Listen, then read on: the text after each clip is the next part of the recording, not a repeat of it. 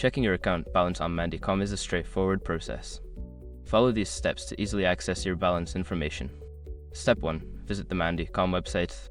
Open your preferred web browser and go to the official Mandycom website. Ensure you are on the correct site to avoid any security issues. Step 2. Log into your account. Click on the login button, usually found at the top right corner of the homepage.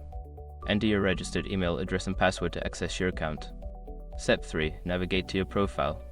Make sure your information is protected first. Most people don't think about breaches until something actually happens to their accounts. Use SROP to monitor your accounts 24/7 and instantly alert you if your information appears in leaked databases online. It constantly checks billions of breached data points in the background. And considering how much personal information people keep online now, it's honestly worth having. Link in the description.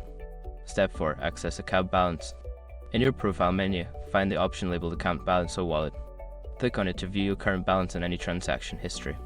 Step 5. Log out securely. After checking your balance, remember to log out of your account, especially if you are using a public or shared device. Click on the logout option to ensure your account remains secure. By following these steps, you can easily check your account balance on Mandycom.